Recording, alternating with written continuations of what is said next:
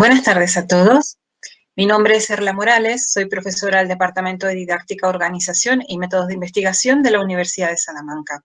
Bienvenidos al curso Arte y Tecnología, herramientas pedagógicas para la enseñanza efectiva en escenarios presenciales y no presenciales. En esta mesa redonda, dentro del tema 1, explorando la conexión entre creatividad científica y la creatividad artística, voy a centrar mi intervención en la diferencia entre ambos conceptos y también en cómo educar hacia la creatividad. Si vamos a hablar de creatividad, no podemos dejar de lado la valoración de este concepto. La creatividad es la capacidad de generar nuevas ideas o conceptos, de nuevas asociaciones entre ideas y conceptos conocidos, que habitualmente producen soluciones originales.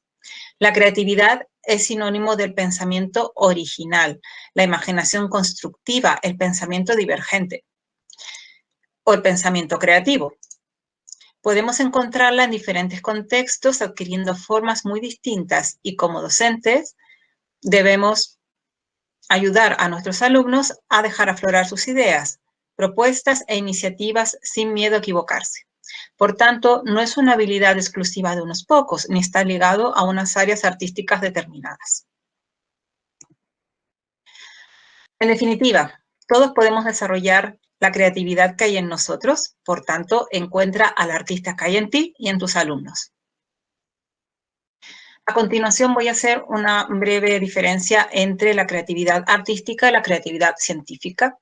Por creatividad científica o artística entendemos que puede ser anárquica, es decir, que no necesita de un método, es flexible, puede prescindir de la observación, no requiere hipótesis, parte de la imaginación, es innata y es intuitiva e inmediata. En cambio, la creatividad científica es metódica, es rígida, requiere de la observación, formula hipótesis, parte del razonamiento o experimentación, se desarrolla paso a paso y es analítica y secuencial. Si queremos educar hacia la creatividad, tenemos que tener en cuenta que se trata de educar para el cambio y formar personas ricas en originalidad, flexibilidad, visión, iniciativa, confianza, personas amantes de los riesgos y listas para afrontar los obstáculos y problemas que se les van presentando en su vida, tanto escolar y cotidiana. Además, educar en la creatividad es ofrecer herramientas para la innovación. Las asignaturas, por tanto, deberían presentarse a los alumnos como algo que se acoge con alegría, como algo que uno mismo debe descubrir y apropiarse, no como algo intimidatorio.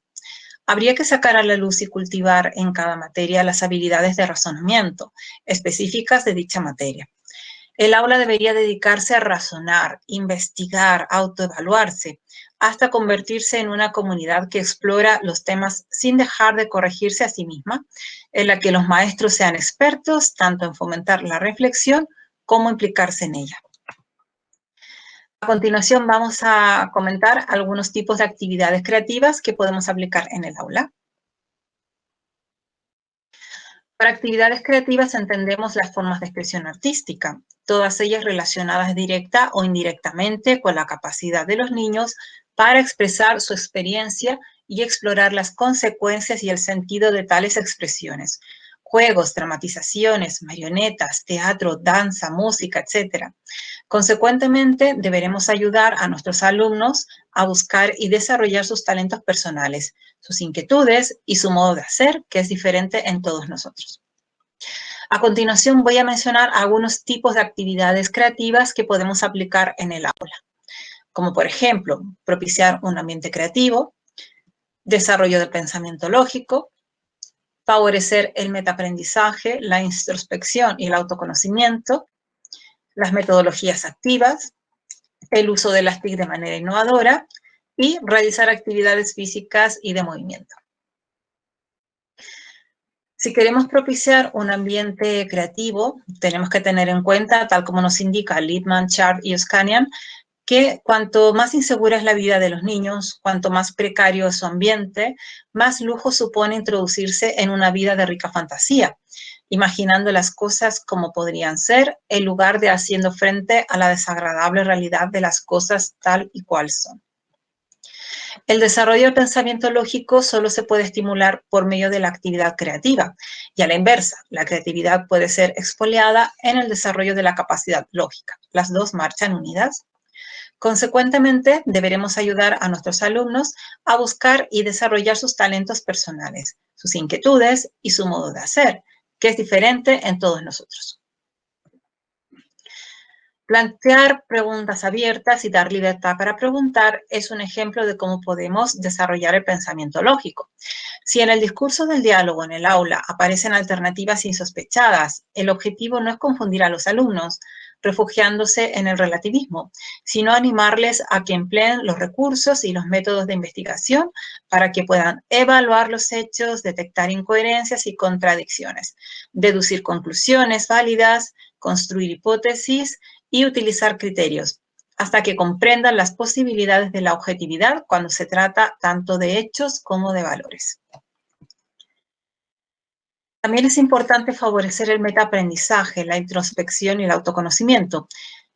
Esto significa hacerles conscientes de su propia creatividad y del origen o formación de sus pensamientos. Cuando tienen una idea de dónde viene, cómo la construimos, el metaaprendizaje es hacernos conscientes de nuestros propios procesos de aprendizaje para tomar control sobre estos mismos. Apoyar la asunción de riesgos presentando los errores y el fracaso como parte necesaria para el aprendizaje.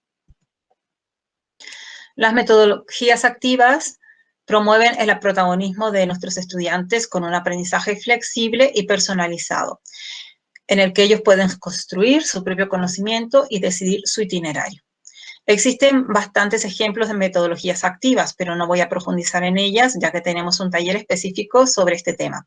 Pero sí voy a mencionar algunas de las más importantes, como por ejemplo la clase invertida, donde los alumnos preparan y estudian tareas fuera de clase, el aprendizaje basado en proyectos y la gamificación, que toma la mecánica de los juegos para actividades educativas.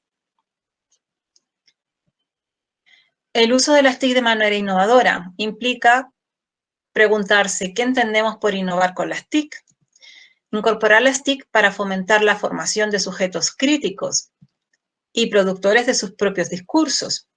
Por tanto, se trata de crear, producir y trabajar con nuevas herramientas y estrategias virtuales para la construcción del conocimiento. La construcción del conocimiento puede ser facilitada si utilizamos herramientas de libre acceso, como las que se presentan a continuación, ya que presenta una variedad de herramientas para realizar diversas actividades que permitan a los estudiantes el acceso, recuperación y transformación de la información en conocimiento. Cuando hablamos de uso de las TIC de manera innovadora, no podemos dejar de tener en cuenta la competencia digital.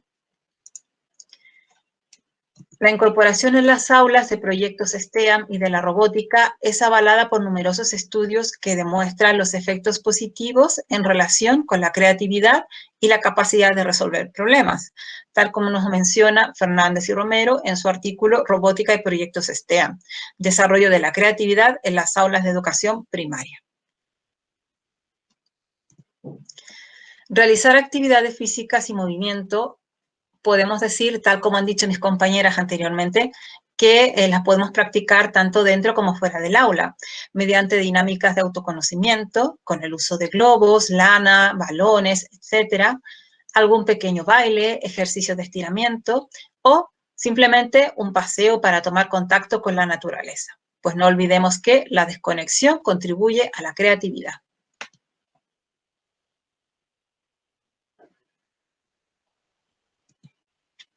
Bueno, eso es todo por ahora. Muchas gracias por vuestra atención. Hola Erla, gracias por tu presentación. Me encantaron las diapositivas. Muy bien. Sí.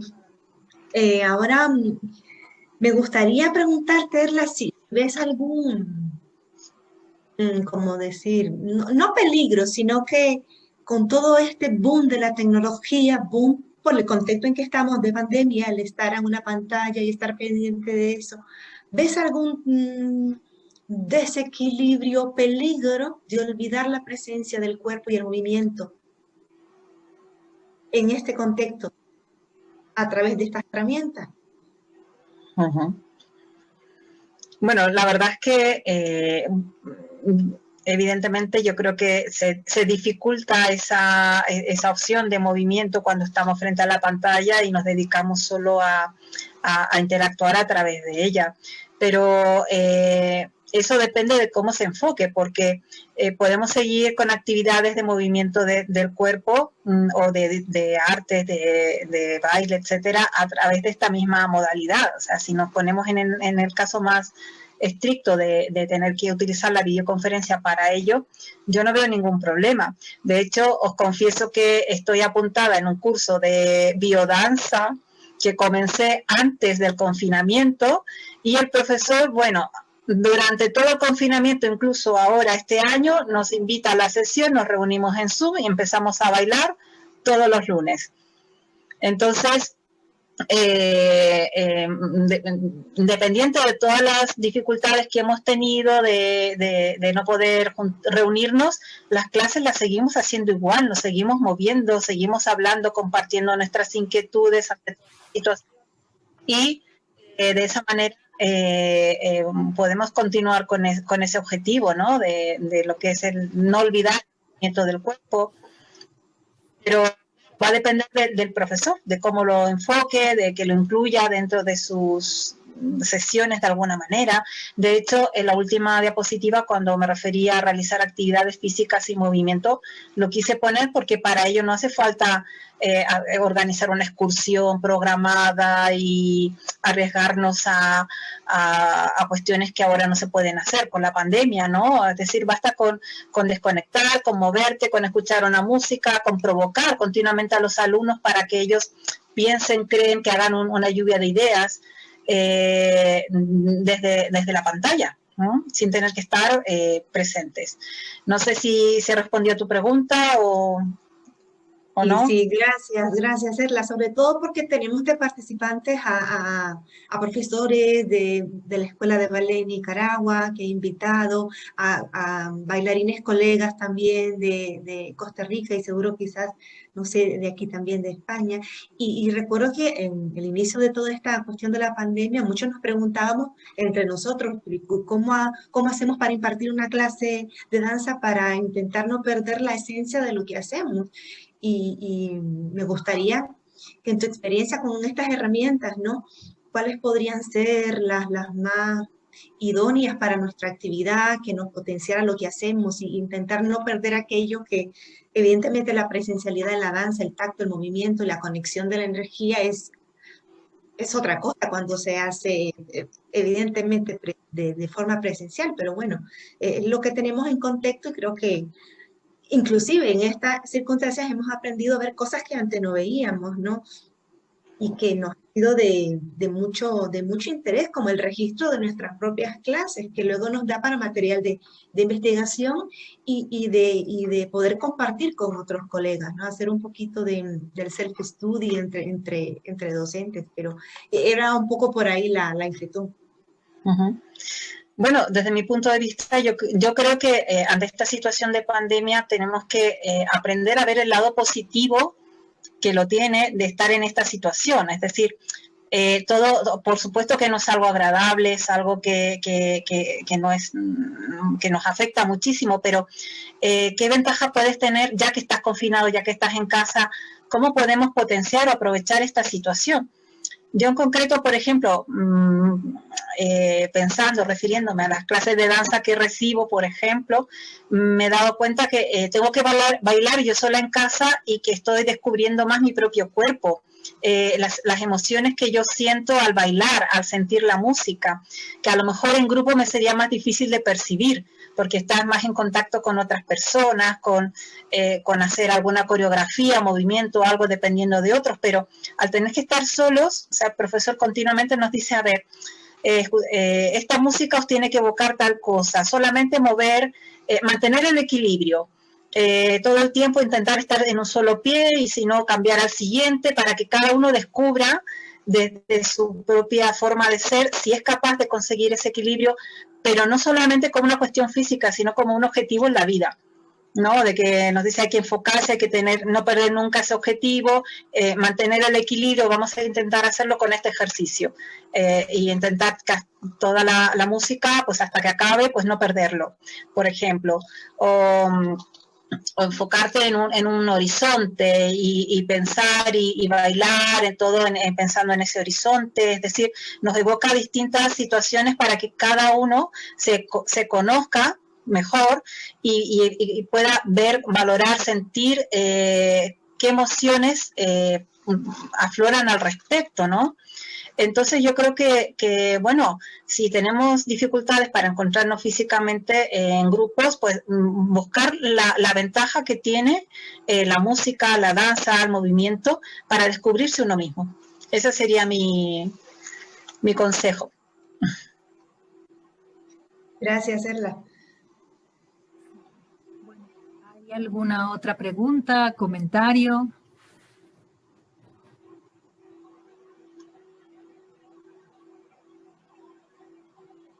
Néstor, si Néstor quiere preguntar algo. Hola, buenas.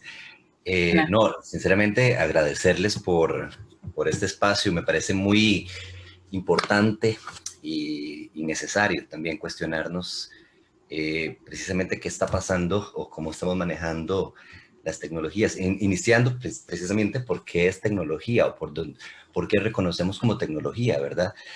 Que la tecnología va más allá que una herramienta que nos ayuda a comunicarnos de un país a otro, sino que inicia en la capacidad que tiene un pensamiento en cambiar nuestra forma de ver el mundo y de hacer las cosas en el mundo.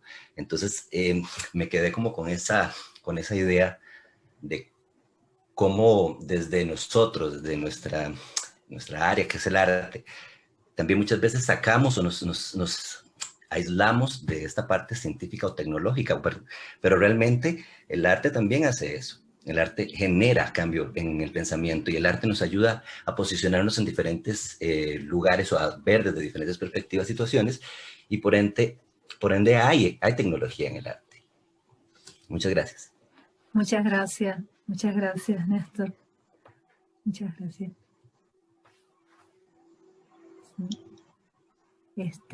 Bueno, ya son las 8:45. Si no hay más intervenciones, pues entonces nos despedimos. Agradecemos la participación de todos. De esta manera concluye la mesa redonda virtual, explorando la conexión entre la creatividad científica y la creatividad artística, artes y educación. El material estará disponible en nuestros canales de YouTube, en el canal del Grupo Mita, y además subiremos material con las entrevistas a personas invitadas que han tenido intervenciones muy interesantes hablando sobre este tema. Todo el material estará disponible de forma abierta para quien quiera acceder y la mesa redonda se ha realizado hoy, 28 de enero de 2021. Esperamos que sea un recurso de utilidad para todas las personas interesadas.